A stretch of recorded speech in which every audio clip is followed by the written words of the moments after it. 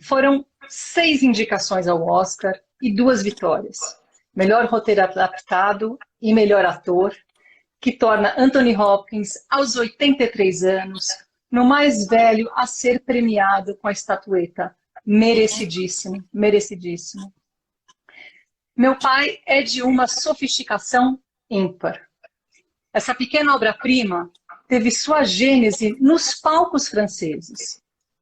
Ela foi premiada, é uma peça, premiada com Molière de melhor peça em 2014. Le Père, o pai, é uma criação do escritor e dramaturgo parisiense Florian Zeller, que comanda essa adaptação em sua estreia como cineasta. Ele parte, gente, das memórias pessoais dele na convivência com a avó que sofria de Alzheimer. Então ele está falando com conhecimento próprio. Ele vai contar a história de pai e filha em um momento de encruzilhada. A Anne, que é interpretada pela Olivia Colman, avisa ao pai, que é o Anthony Hopkins, que ela vai morar com o novo amor dela em Paris, mas não sem antes deixá-lo bem assessorado e bem cuidado em Londres. Essa é a linha reta dessa narrativa, mas é por caminhos sinuosos que ela vai chegar ao espectador. Por quê?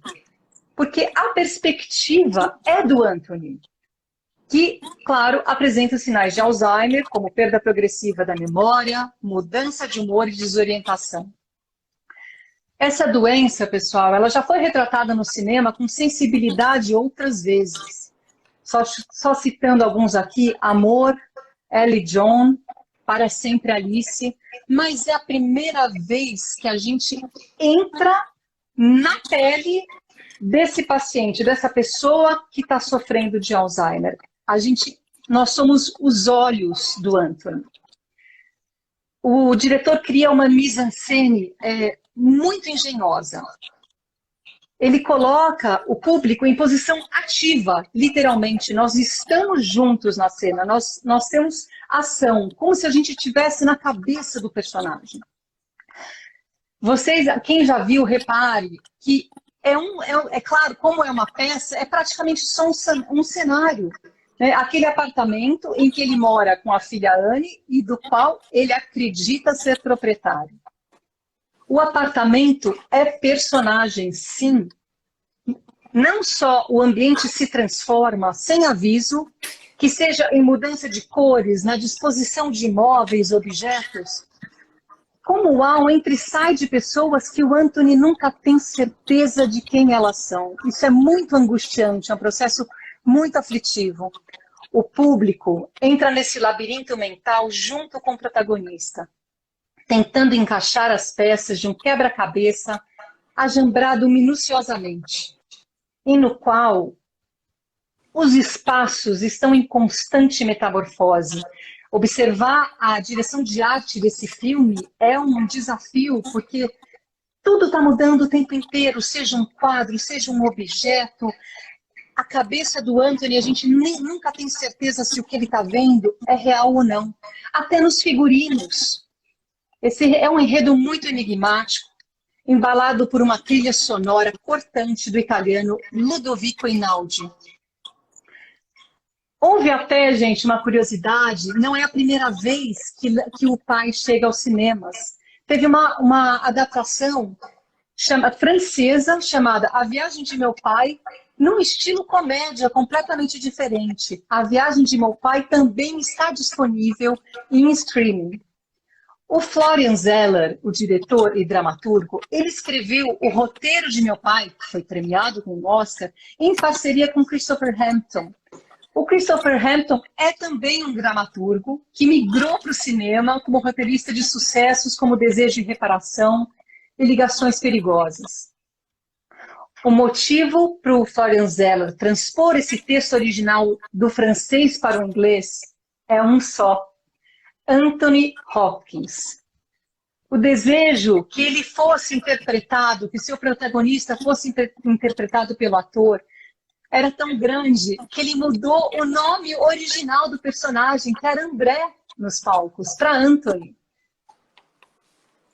É uma alegria muito grande isso ter dado tão certo. Por quê, pessoal? Eu estava olhando uns dados, de acordo com a Organização Mundial da Saúde, 70% dos casos de demência no mundo são causados pela doença de Alzheimer. E estima-se que 50 milhões de pessoas sofrem de algum tipo de demência, e a previsão é de que esse número triplique até 2050 com o envelhecimento populacional.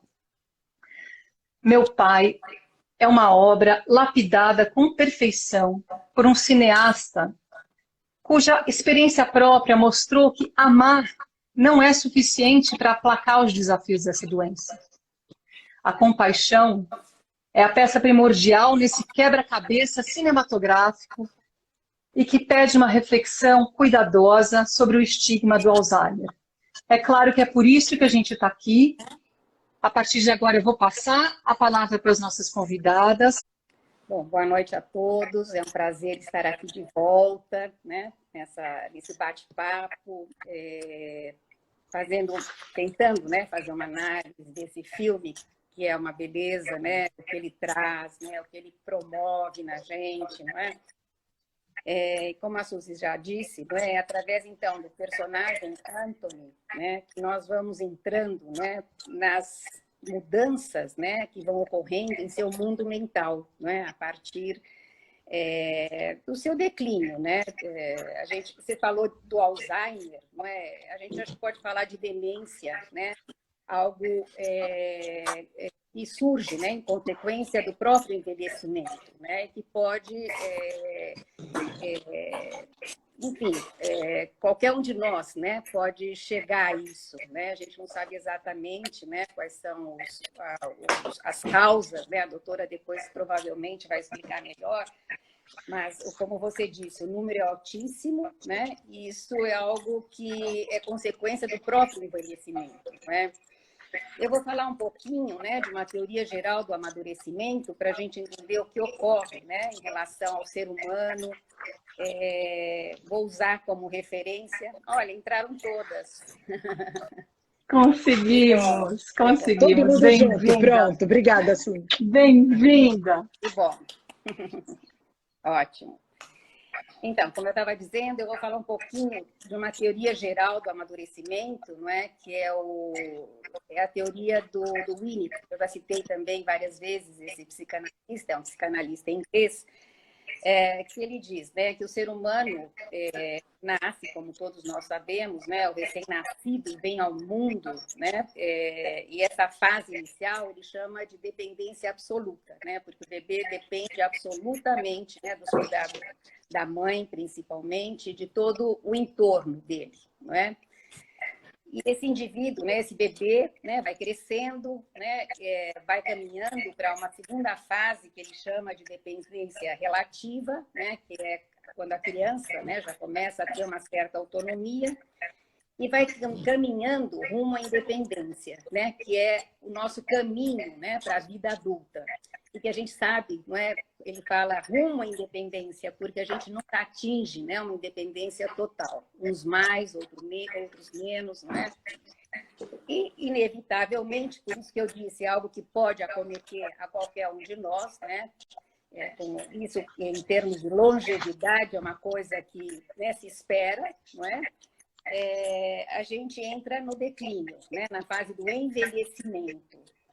Não é? E que, de novo, né, como se a gente voltasse ao início, não é? A uma fase, de novo, de dependência. Né? E isso a gente vê muito bem no filme, né? Vou começar do final, né? Mas a cena final traz, né, essa condição, né, do ser humano, não é? Ele nos braços, não é, da enfermeira, como um bebê, não é? E chamando pela mãe.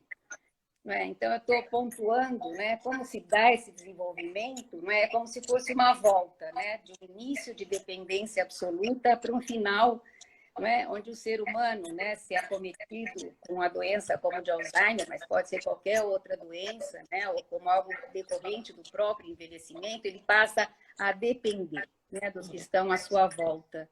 Não é? E isso gera, né, como a gente vê no filme, uma série de transtornos, não é? Então, o filme também enfoca muito bem, não é, essa relação, né, entre pai e filha, essa filha, né, que passa a ser, que vem sendo, né, a cuidadora desse pai, né, e que quer cuidar da própria vida também, né, como a Suzy também já colocou, quando aceitar o convite de um namorado novo para ir morar em Paris, né? E aí todas as situações, não é, os arranjos que precisam ser feitos para que isso ocorra, não é? Desde o convencimento do pai, não é, tentando entrar, né, num acordo, um pai que, né, vai distorcendo aquilo que vai ouvindo, não é? E toda a dificuldade que isso acarreta pela própria doença também, pelas próprias condições, né, de dificuldade mesmo, né, em ter essa compreensão, não é?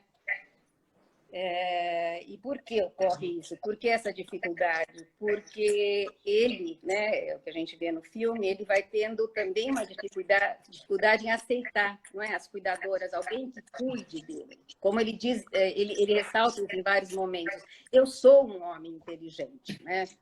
E a gente vê que ele deveria ter sido um homem, né, assim, brilhante, né, um engenheiro. Então, entra toda a questão também, eu acho que do início, né, quando a pessoa começa a perceber esse declínio, né, da vaidade pessoal, né, dele se dar conta, né, que ele está perdendo, né, essa autonomia.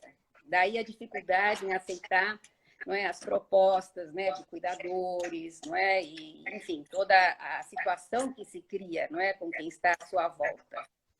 Não é? Então, a gente acompanha, né, e isso vai, como a Suzy disse, a gente vai se angustiando com o próprio personagem, né, todo o sofrimento decorrente desse declínio, né, que a própria pessoa vai percebendo nas simples ações do dia a dia. Né? Eu acho que tem uma coisa muito emblemática no filme, que é a questão da passagem do tempo, né? Que está muito bem colocada, né? Na cena onde ele perde o relógio, ele procura esse relógio, ele quer saber que horas são, não é? Porque justamente são esses sinais vitais, né? De dia, noite, enfim, né? Isso vai se perdendo, né? E isso vai deixando a pessoa extremamente confusa, não é?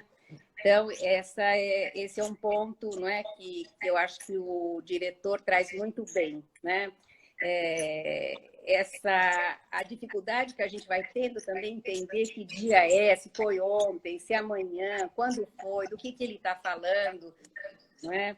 E a gente vai percebendo como isso vai, né, tumultuando, confundindo, entristecendo. Em muitas cenas, não é, a gente acompanha ele com o olhar perdido. Num certo momento, ele chega a dizer o que está acontecendo comigo, né? Que eu acho que essa sensação de estranhamento, quem sou eu?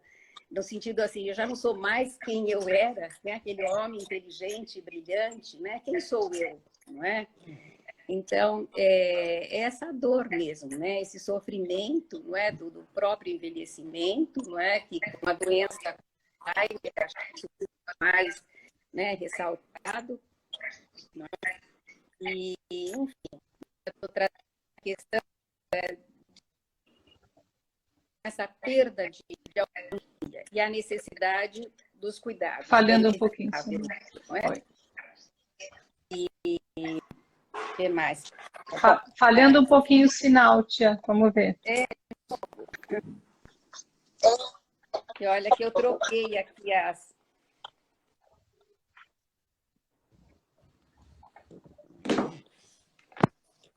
Falhando um pouquinho. Volto a falar, então? Ficou alguma coisa perdida? Pode falar, pode. Já estamos te vendo de novo. Não, eu estava ressaltando a questão, então, dessa perda de autonomia, que eu acho que essa é a coisa mais dolorida, né, nesse processo todo, né, para o paciente, né, e para os que estão à sua volta, não é? Em relação à filha, não é? É muito bonito, né, o que a gente observa da relação dos dois, o que vai aparecendo, não é? Uma filha que fica meio à parte, né, não sabendo como entrar. E aí a gente vai percebendo, né, como esse pai, né, a relação que o pai teve, ele teve uma outra filha, né, que ele perdeu num acidente, não é, que parecia ser a filha preferida. Então, como para ela é dolorido também estar nesse lugar, né? E o pai vai falando disso de alguma forma, né? Então a gente vê que vão surgindo, né, lances, né, da própria história de vida do indivíduo, né? Eu chego a pensar, não é, que todo esse processo tem muito a ver com todas essas histórias de perdas, né? De como a pessoa foi vivendo essas perdas, né? Como que ela foi elaborando esses lutos, né? E a gente vê que isso marcou muito a vida do Anthony, né? Então, a gente teria que se perguntar o quanto isso foi trabalhado, o quanto isso foi elaborado, né, como um luto mesmo. Tanto é que quando ele recebe, né, a nova cuidadora, aquela pretendente, né, a cuidadora, que aliás é ótima, né, no papel, É ótimo. Ele a confunde com a filha, não é? Então deve vir, né, vir à memória, né,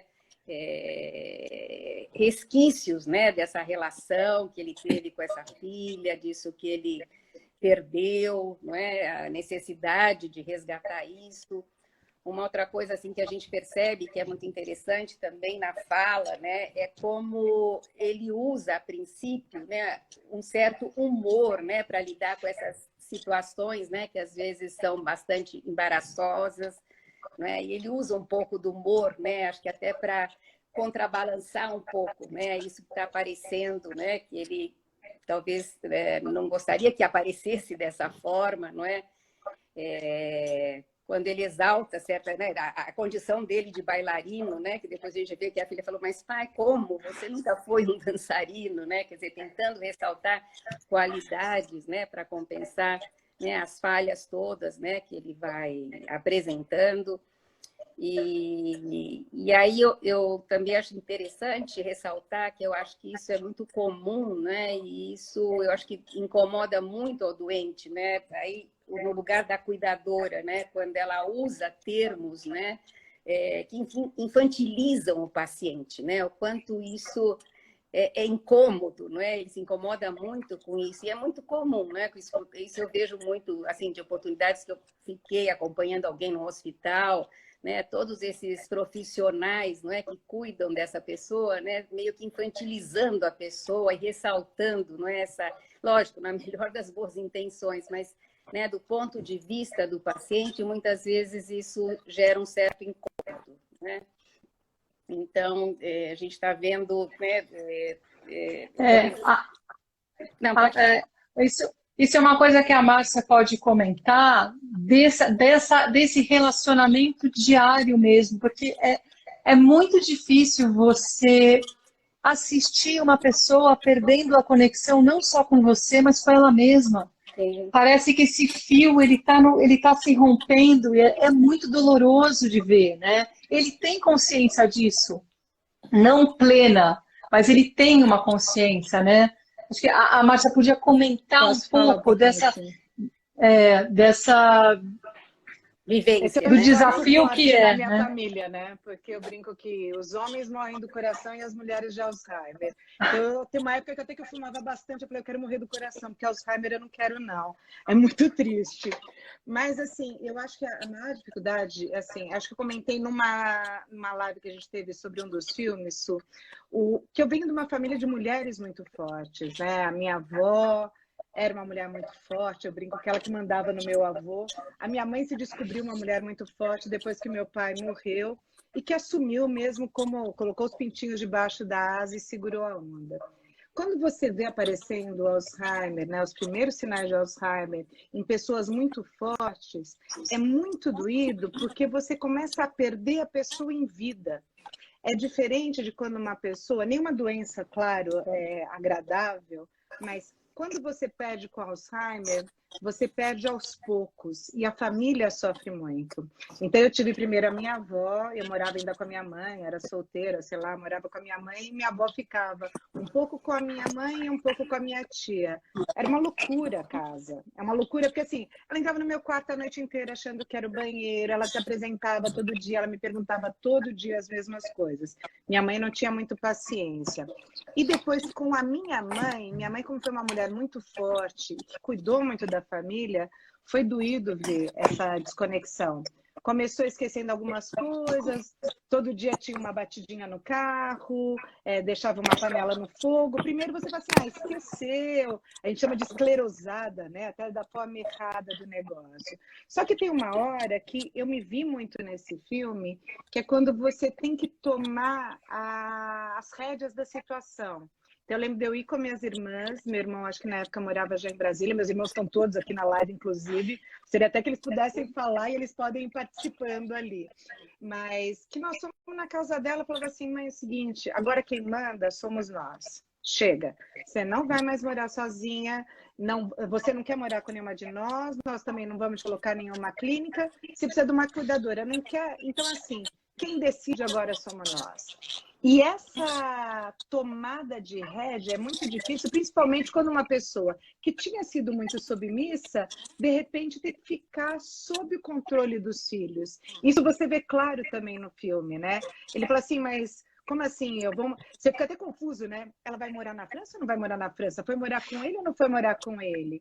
E nós tomamos uma decisão, tiramos ela do apartamento onde morava, foi morar numa casa, que tinha uma outra casa atrás, e que uma pessoa que tinha trabalhado na família praticamente a vida toda foi cuidar. E aí você vai vendo detalhes, né? Perde a vaidade, perde a consciência, perde questões de higiene, perde questões, por exemplo, minha mãe era uma super cozinheira, teve uma vez que ela fez uma mousse de detergente, porque ela achava que aquele detergente amarelo era um maracujá e fez a mousse de detergente, a gente fingia, nossa, delícia essa mousse de detergente que estava ali. Até que ela chega, e eu acho que é o momento mais doído e que me fez chorar muito no filme, que é quando nem o cuidador, nem mais nada dá conta daquilo, porque é muito pesado. E eu sofri muito porque eu me achava uma filha muito forte, eu sou a caçula de todos. E eu fui aqui, não consegui encarar na clínica junto. Minhas irmãs seguraram muito mais a onda do que eu. Então, agradeço aqui de coração meus irmãos que estão aqui na live, porque eles seguraram uma onda incrível. Minha mãe teve um micro AVC, teve que ser colocada numa clínica, porque já não tinha mais como, precisava de um cuidado médico. E levar para a clínica e deixar lá, quando tem microconsciência, que são momentos que você vê também claramente do Anthony Hopkins ali, de chegar, a gente acomodou no quarto dela, tinha um sofazinho, daí a gente falou, então mãe, agora a gente está indo embora, né? Ela, então vamos, pegou a bolsa e falava, não, agora você mora aqui, mãe. Assim, é pra você sair destruída, é o fim, é muito doído, é abandonar quem te segurou a onda a vida toda. E daí você vai vendo momentos que ela vai deixando de te reconhecer. Ela só sorria quando a gente chegava na clínica com os netos. Você perde a conexão visual, afetiva, cognitiva. E dá muita dó, porque tem momento que você acha que a pessoa tem uma microconsciência do que aconteceu. E você pensar naquela consciência que você não tem mais o controle daquilo tudo é muito difícil. Então, assim, é uma doença difícil para o paciente, é uma doença muito triste para a família. Eu não desejo, assim, a gente vai vendo isso no dia a dia, você fala da quantidade de doentes que vão ter no mundo com Alzheimer nos próximos anos, é desesperador. Eu brinco que tem situações que a gente tenta até mudar na vida e o exercício de manter a sua cabeça ativa, mas a gente vê que no fim do dia, eu acho, né? Depois eu pedi até para a doutora Janice explicar um pouquinho mais para a gente, que tem uma questão genética. Porque eu lembro assim, a minha avó era uma mulher que fazia muita palavra cruzadas, minha mãe dirigia, lia, viajava, estudava outros idiomas, tudo, exercitava a cabeça. Como pode aquele músculo, porque no fim do dia, né, eu entendo que o cérebro de alguma forma é uma estrutura que você exercita, aquele exercício deixa de valer para alguma coisa. Então, assim, como que você sai disso? Onde que está a cura dessa doença tão difícil? E como que as famílias podem se suportar num momento tão difícil, né? Aí eu entendo que as duas médicas que estão aqui com a gente podem ajudar nessa visão. O que é a convivência e como você dá um pouquinho de colo para aquele paciente e que é a tua família, né? Que está ali sofrendo de alguma forma. Acho que, obrigada, Má. É difícil ouvir isso de quem passou com conhecimento de causa tão grande, e a doutora Janice, eu até queria fazer uma pergunta. Aquela viagem que a gente faz no filme, de entrar nesse labirinto, de não saber o que está vendo realmente, é real? Essa sensação dele estar vendo esse mundo se transformando na mente dele de uma forma assim brutal, a ponto dele abrir uma porta e sair daquele corredor, aquilo para mim é muito... Parece que quando ele se dá conta de realmente, talvez nesses lampejos de consciência. Doutora, conta pra gente um pouquinho desse processo e aí a gente bate um papo sobre, claro, tratamento existe, precoce, é possível. Essa sua experiência toda agora pode trazer pra gente com base no que você vê no filme? Tá, eu vou abordar esse aspecto, mas eu queria aproveitar antes o gancho da Márcia, porque enquanto uma pessoa que tem lidado com a bioética bastante, eu tenho acompanhado bastante esse sofrimento, principalmente da família, né? Então, eu queria fazer esse foco aqui, e aí vou para o foco que as duas me perguntaram, né? Então, eu acho muito importante que o profissional médico ou de outras equipes, porque tem que ter uma abordagem transdisciplinar, não só do médico, né? Mas do psicólogo, do fono, do fisioterapeuta, etc., ele precisa dar um apoio muito grande para essa família. Essa sensação de impotência e de perda e de falta de... aquela queda da, entre aspas, admiração que havia, né? E a autorrecriminação por não poder dar conta do processo é uma coisa muito séria.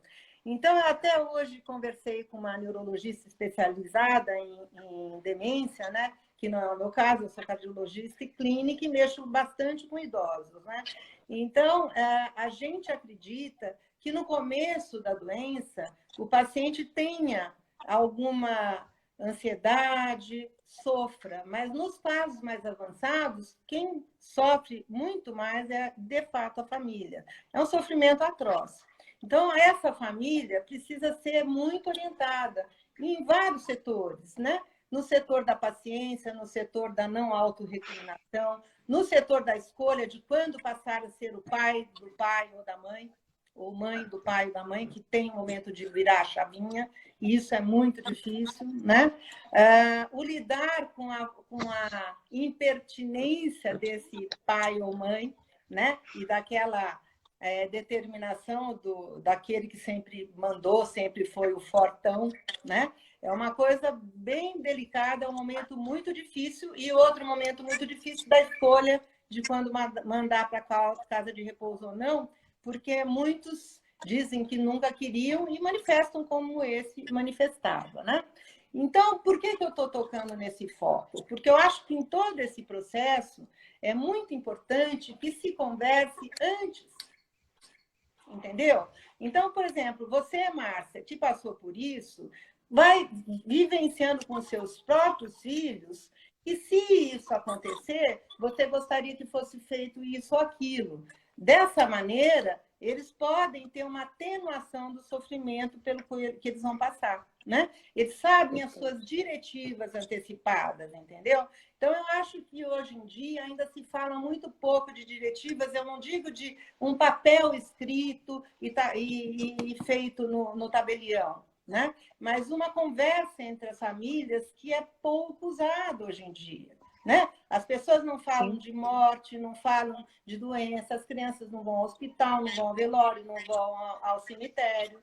Então, esse tipo de conversa, eu sempre incentivo a que ocorra desde sempre, né? Então, por exemplo, a sua mãe ser trabalhada com seus filhos, os seus filhos participarem desse cuidado de alguma forma, que, é claro, uma criança pode fazer, né? Então, eu acho que isso é muito importante para atenuar o sofrimento que sempre vai ocorrer, independente desse caminho um pouquinho menos cruel. Porque a decisão, inclusive, não só de internar numa casa de repouso ou de passar a morar com o filho ou não, existem muitas vezes opções de tratamento de outras doenças concomitantes, como de um câncer, né? Uma vez uma colega proctologista estava numa angústia tremenda se ela tratava a mãe com Alzheimer, como ela trataria qualquer um, se operava, se não operava, entendeu? Já que a mãe tinha um Alzheimer avançado. Então, esses tratamentos de colocar uma sonda de alimentação ou não, de entubar ou levar para a UTI. Então, esse tipo de coisa, se for trabalhado, vai atenuar um pouco esse sofrimento que haverá depois. Então, eu insisto muito que hoje em dia a gente trabalhe um pouco mais disso, né? Porque certamente, antigamente, as pessoas conviviam com isso em casa. Hoje não, ficam no hospital e não se convive tanto e não se discute tanto sobre esses temas. Então, é uma mensagem assim que para mim é muito importante de trazer aqui, né? Dessa conversa logo inicial das diretivas, né? Não obrigatoriamente dizendo, olha, papai, mamãe, você está demenciando, então escolha o que você quer agora. Não. Pega um filme, cita, discute com ele, né? Pega a história do que apareceu na televisão ou num caso de conhecidos, discute para se falar do que se pretende em caso de acontecer uma situação como essa tão avançada, em que a família tem que tomar todas as rédeas da situação. Em relação à doença em si, então, quando as pessoas falam de Alzheimer, né, tem muitos tipos de demência. Alguns deles em que a gente pode atuar preventivamente muito antes. A doença de Alzheimer em si, por ser uma doença degenerativa, com disposição da substância amiloide no cérebro, principalmente no hipocampo, ela ainda não tem um tratamento direcionado para ela. Existe um enorme investimento para que isso ocorra, né? Porque é uma doença tão prevalente hoje em dia que muitos laboratórios estão investindo em que isso ocorra. Mas, no momento, nós não temos drogas capazes de realmente prevenir essa degeneração. Então, as nossas drogas são mais no sentido de retardar a progressão rápida da demência, né? Então, essas drogas, se instituídas mais precocemente, podem ter uma ação melhor. Por outro lado, todas elas têm efeitos colaterais. Então, se tem que pesar, né, os efeitos colaterais, umas aumentam muito a sonolência, outras dão muita vertigem, muita tontura, outras dão muita cefaleia, inapetência, perda de peso, né?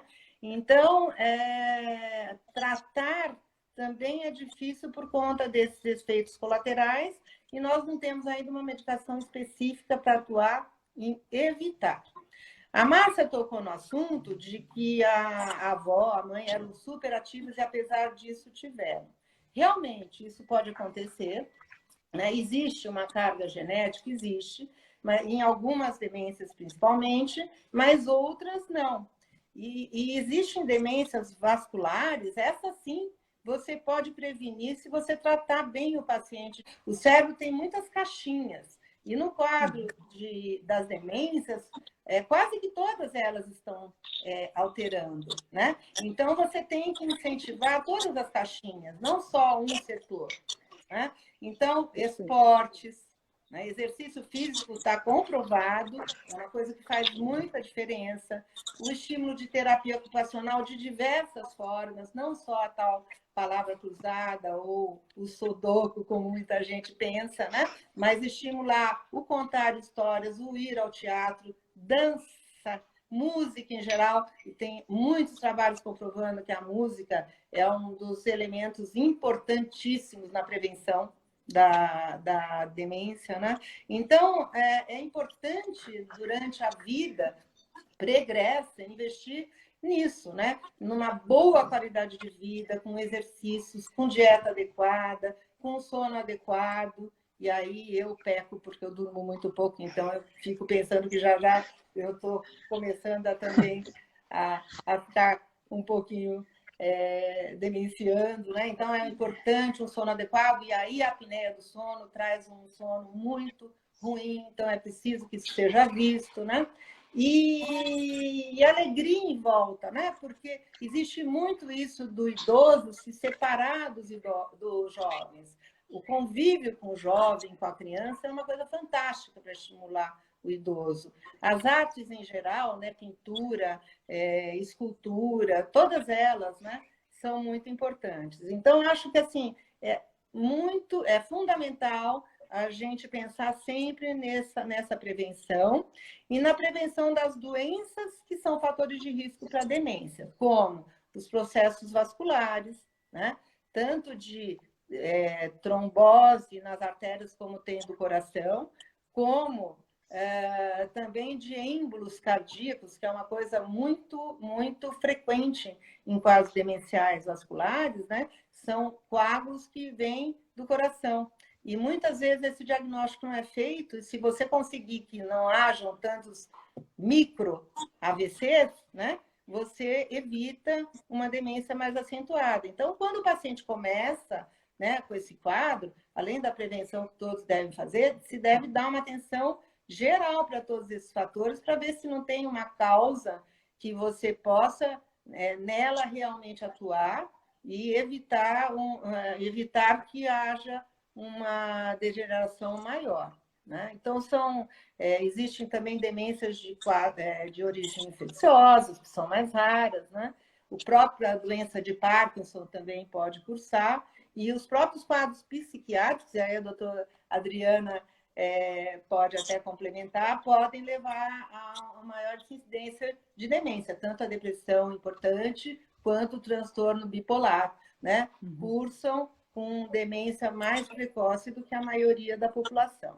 Então, acho que, em linhas gerais, em termos de prevenção, ainda não temos uma droga maravilhosa, embora haja investimento, né? Mas a gente tem que atuar em todos esses fatores para que se evite. E, mesmo assim, nos quadros da doença de Alzheimer, de algumas doenças de fato de degeneração por deposição de substâncias, ainda estamos engatinhando, mas esperando ansiosamente que venha alguma coisa mais eficaz para podermos evitar que essa degeneração ocorra. Como disse a Márcia, né? Eu que mexo com cardiopatias, também câncer, tudo, a gente vê que a demência é uma coisa muito cruel, porque o paciente não escolhe as suas diretivas naquele momento em que ele já está com um quadro avançado, a família tem que cursar com isso, e há aquela perda daquela pessoa que existia antes, o que é muito difícil para todos lidarem, né? Então, eu foquei nesses pontos, mas se vocês quiserem perguntar mais alguma coisa, acho que eu já falei bastante, a gente podia abrir um pouco e depois a gente volta, tá? Então, eu gostei muito dessa... Maravilhoso, assim, para mim é tudo isso uma aula. Eu adorei o seu comentário que como a psicanálise entra nesse processo, para a doutora Adriana comentar um pouco como é que ela trabalha junto com a própria medicina. Então, quando se fala, né, em tratamento precoce, né, eu acho que essa situação de vida, porque é uma situação de vida, né, que tem a ver com o envelhecimento, não é? Então, vamos dizer assim, no olhar psicanalítico, né, a gente fala muito numa unidade, né, psicossomática. A gente não divide o cérebro e a mente, né? É algo que vem junto, não é? Então, aí a gente chega até a se questionar o que vem primeiro, né? Se uma mente, né, vamos dizer assim, um indivíduo, né, como que ele foi lidando com as situações de vida e como esse indivíduo chega, né, à sua velhice. Né? Então, na visão psicanalítica, como a gente vê essa integração, né, mente-soma, não é difícil dizer o que causa o quê. Né? Às vezes, as questões emocionais desencadeiam, né, um quadro como uma demência, né? Logicamente, né, não é que eu estou deixando de lado as questões orgânicas, né, mas eu quero ressaltar a importância das emoções, né, na vida de qualquer indivíduo, não é? Isso desencadeando questões psicossomáticas, né? Não estou chamando Alzheimer de uma doença psicossomática, mas né, como uma coisa acaba influenciando a outra, né? Principalmente, eu diria, né, e por isso o Anthony, eu acho que é um personagem que faz a gente pensar nisso, né? E a Márcia trouxe, né, que da tua família são duas mulheres muito fortes, né? Eu chego a questionar que será que essas personalidades talvez tenham mais dificuldade até em aceitar as limitações, né, de um envelhecimento, não é? E de repente vão se fechando em si, não é? E deixando, né, de lidar com situações, não é? Que, como eu trouxe, me parece que o próprio Anthony, né, teve muita dificuldade em encarar a morte dessa filha. Então, não sei Nem me fala isso, doutora Adriana, que já me dá até desespero. Porque eu tenho personalidade forte. Não, porque eu tenho personalidade forte e esse mania de controlar, né? Então, mas eu estou dizendo que, às vezes, a dificuldade da pessoa de lidar... Eu falo isso também porque eu tive um tio brilhante. Um cara, a Suzy conheceu, um cara que lia, escrevia, uma mente brilhante. E ele caminhou para um Alzheimer, não é? Então, isso me faz pensar, é uma colocação pessoal, de observação mesmo, né? Quanto que essas pessoas, né, às vezes, na dificuldade de encarar o envelhecimento, vão negando, né, essas limitações, né? E se opõem a isso, ou vão se fechando, né, ou vão fugindo, né? Eu vejo mais como uma fuga, às vezes, de uma realidade, não é? Pensando até, vamos dizer assim, eu cheguei a pensar, vamos dizer assim, até a escrever sobre isso, porque o mal de Alzheimer, que é assim que a gente fala, não será um mal necessário, né, no sentido assim, né, de uma fuga de uma realidade, né, que é muito cruel, que é encarar a proximidade da morte, as limitações de uma velhice, né? Aqui eu estou trazendo colocações muito pessoais, mas de coisas que eu observo a partir, lógico, do trabalho com pacientes, com situações de vida, né, pessoais, não é? E o quanto eu vejo nisso uma dificuldade de lidar com essas questões, não é? E de lutos, né? Isso eu trouxe ideia de lutos não elaborados no decorrer da vida, né? Então, aqui é uma opinião muito pessoal, tá? Mas que eu acho que são questões que a gente tem que pensar, para não deixar de lado a questão emocional, né? Existe um cérebro, mas existe uma mente que pensa esse cérebro, né? E que lida, né, com essas situações de vida, né, que vão, enfim, que vão interferindo, né, um no outro, não é? Por isso que eu falo dessa unidade, né, psicossomática, não é, que vai declinando, não é? Não sei se faz sentido, mas tem uma cena no filme que é muito simbólica, que é quando ele está olhando pela janela e ele fica observando com muito carinho aquele garoto brincando na calçada ali embaixo. O que mais seria aquele garoto do que aquilo que ele queria para ele de novo, né? Que é o que você está falando, né? É ele querer a vida inteira de novo, que ele não tem mais, que é tão difícil para ele tomar consciência disso e aceitar. Você falou de uma forma que é como se a pessoa vai se fechando para a realidade que ela tem que enfrentar. Então, talvez ela não queira enfrentar essa realidade, ela prefere inconscientemente, claro, ir saindo do ar para tornar isso mais suportável. Que coisa louca isso, né? Existe uma piadinha. Só complementando, né, que a Janice falou, né, que o sofrimento no fim é da família, mas eu duvido. Eu acredito que o doente sofre até o final. Sofre muito. Né? Sofre Concordo. muito. E a gente vê na cena final também. Ele chora copiosamente. Não é? Essa cena é muito dolorida, essa cena do choro, porque tem uma mistura do abandono e da realização de que perdeu aquele controle. Eu acho que isso deve ser muito triste. E eu acho que até complementando, daí vou só abrir espaço para a doutora Janice falar de novo, essa questão de querer controlar demais, eu acho que é um medo que a gente acaba tendo, porque eu sou uma mulher assim, é difícil, eu tenho dificuldade de pedir socorro, de pedir ajuda, você quer dar conta de tudo. Não querer aceitar que você não consegue dar mais conta de tudo, que a gente vai se achar sempre jovem. Eu falei isso que eu vou ter 100 anos, vou achar que eu sou jovem, que eu quero dançar, eu quero sair, eu quero passear, mas tem controles que a gente não vai ter mais. E saber abrir mão e pedir ajuda é muito importante. Então, eu brinco desse plano que a doutora Janice falou assim, de... e quando você ficar velha? Eu já brinco com os meus filhos, e meus filhos estão aqui também no negócio. Vê? Com isso, a família toda vai participar desse negócio. E, assim, eu marquei com as minhas 2 comadres, com a madrinha dos meus filhos, de... Vamos morar todo mundo na minha casa, nós vamos reformar, contratar gente para cuidar e nós vamos beber, vamos dançar, vamos ver filme, vamos fazer tudo. Porque se você não tiver um plano, você fica realmente à mercê do que o outro vai conseguir fazer. E discutir essa questão é muito importante. Minha mãe sempre falou, eu não quero morar com vocês. Tudo bem, morou sozinha. Só que nem morar sozinha funcionava mais. Então, é muito complicado. Eu não quero ir para eu acho assim, não é, Márcia? Que a gente se depara com situações... Eu quero continuar com minhas amigas doidinhas aqui. Né? Não é, Márcia? A gente se depara com situações que são imprevisíveis, né? Por mais que você, né, trace planos, né? Tem muitas coisas na contramão, né? Então, você vai lidar com aquilo, com aquele momento, né? Da melhor maneira, não é? Mas acho que sempre levando muito em consideração, por isso que me incomoda, quando eu disse antes, a postura, às vezes, dos cuidadores tratando o doente, né, de uma maneira infantilizada. Porque ali está o indivíduo, não é, que viveu uma vida inteira, não é? Então, o que vai sendo afetado, vamos dizer assim, com o próprio envelhecimento, ou com a perda da memória, né, que é a base da nossa vida mental, não é? A gente vai perdendo a nossa identidade. Né? Então, perguntas do tipo, quem sou eu? Né? No que eu me transformei? Né? E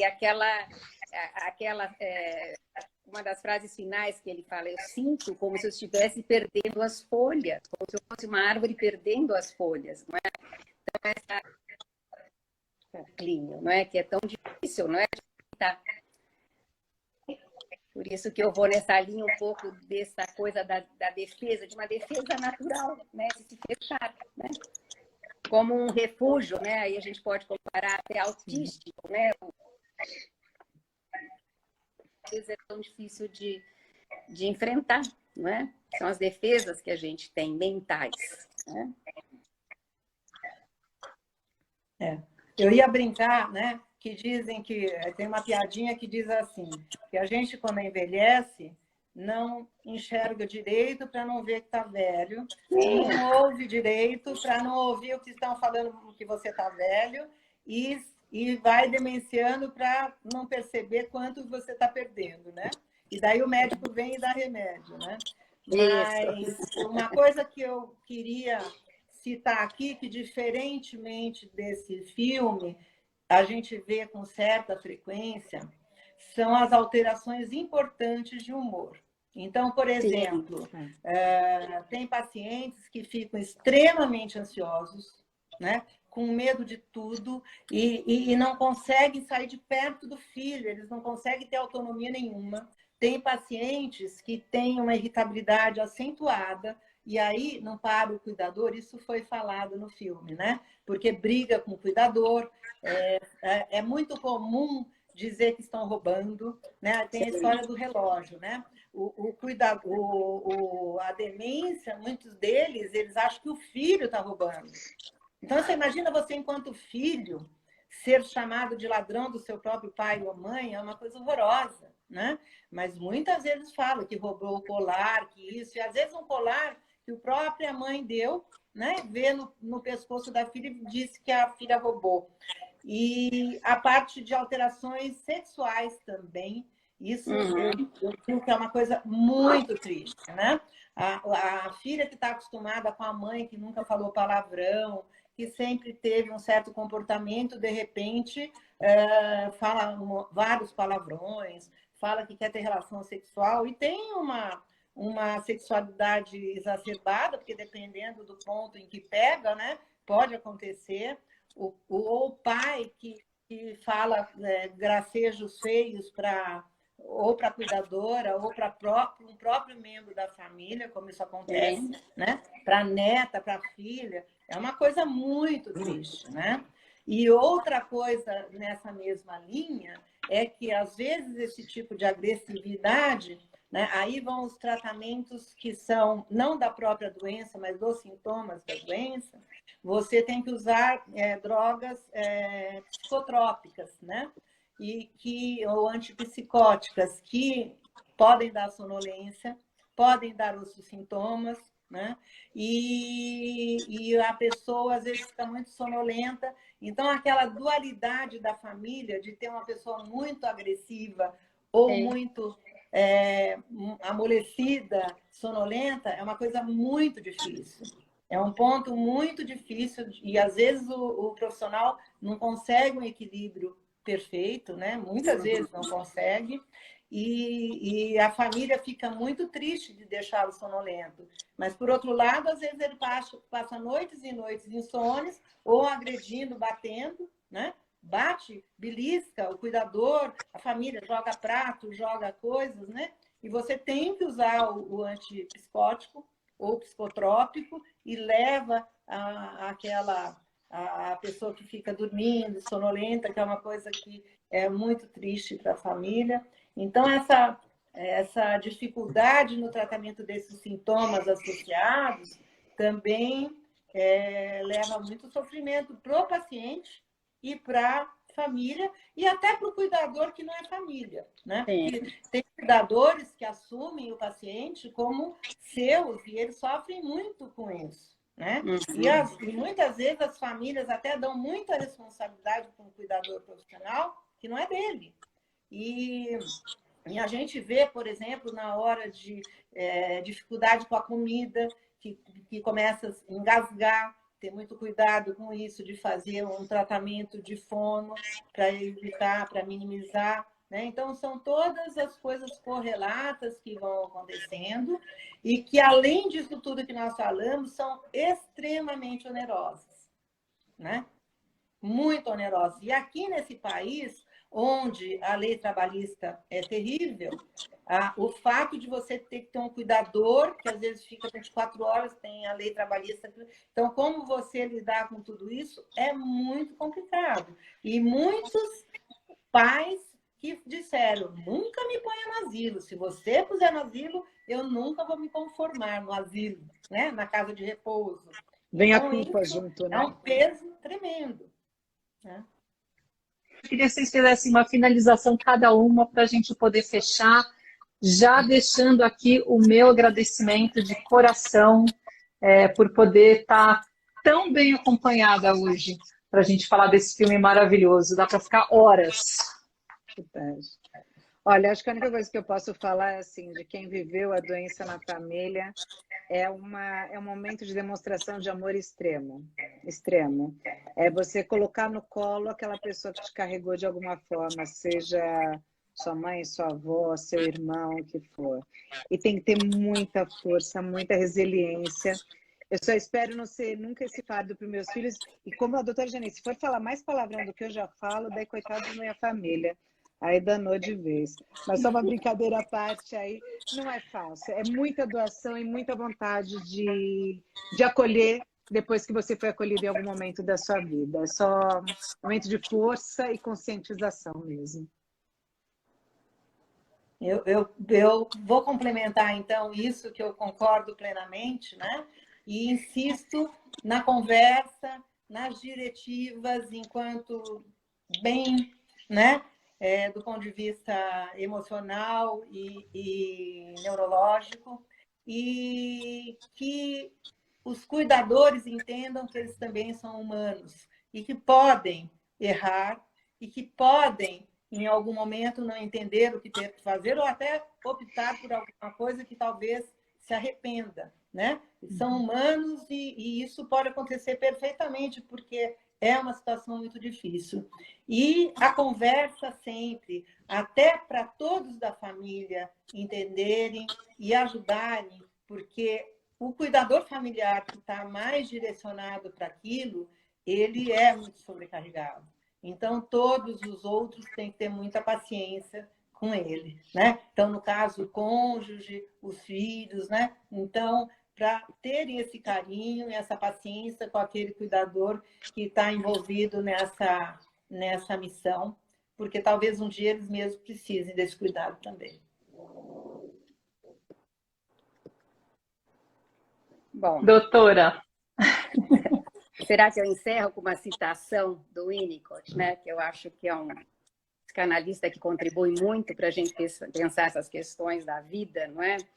Ele diz o seguinte: há um nada antes de começar e um nada depois do fim.